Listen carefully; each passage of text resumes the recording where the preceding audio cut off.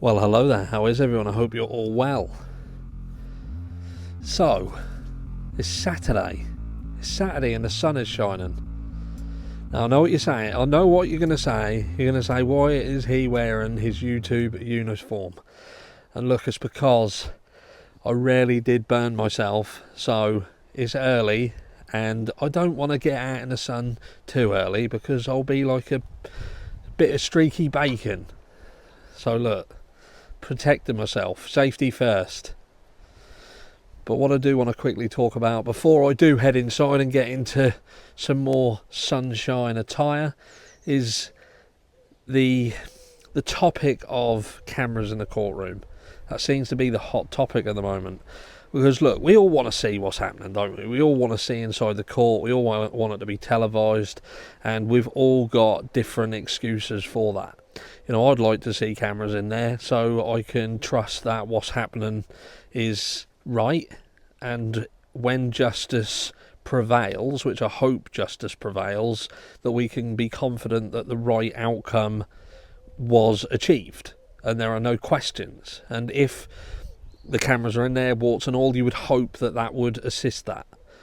But have mainstream media and the likes of Dateline, the likes of News Nation, meant that that's just no longer possible.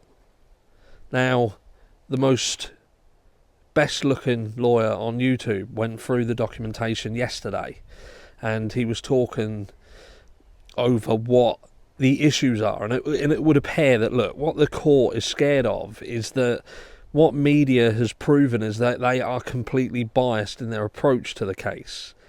It seems that they have no intention of being fair. They have gone so far as to push falsities, lies, anything that paints Bryan Kohberger in a bad light.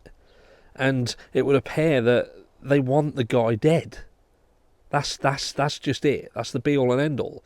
You know, I speak to many people in comments, and many of you will see other comments, and these are people who are absolutely adamant that Bryan Kohberger is this monster who done the crime. And look, he could be.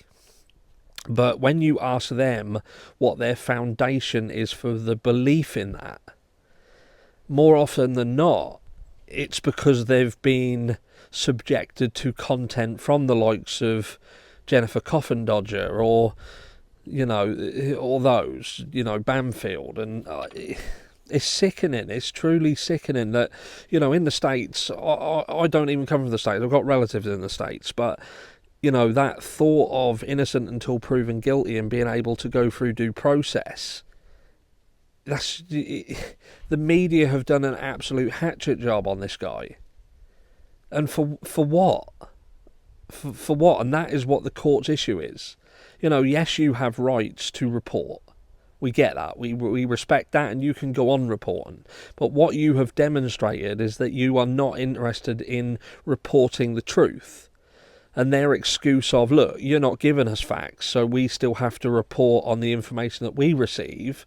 But then the argument there is, yeah, but you've been given other information that would go against the narrative that you want to see this guy executed, and you still fail to do it.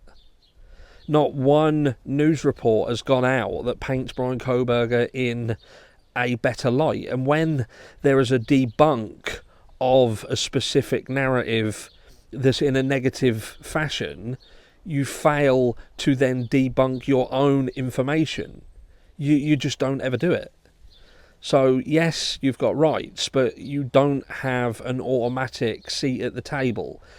And that is furthermore going to be revoked, if you like, if your own behaviour before the court situation has proven that your biased nature has this insidious warning to it that you could infect other people with your mindset. You know, this herd mentality of people feeling that they can't go against the grain, and by being fair would be going against the grain. What do you guys think? Be honest. What do you truly think? Do you think that because Bryan Kohberger don't want cameras in there? And what I will say for a start is there are many people who thinks that this guy wants to be in the limelight and this is perfect crime and all this sort of stuff. But the fact that he doesn't want cameras in there proves that he's concerned that the cameras will be the things that potentially doesn't get him heard, because it drowns out what he needs people to hear in order to prove his innocence. Let's not forget that there are elements of this case that, even if he is innocent of the crime itself, he could be guilty of something else.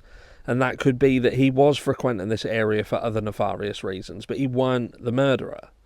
It could be that he was in the wrong place at the wrong time, but he can't prove anything else, so he's got to work extremely hard to prove his innocence. Some people are innocent of a crime, but because of other factors around that, like where they were, it makes it extremely difficult for them to explain it, especially if those that could potentially exonerate him are not willing to put their necks on the line in order to do so.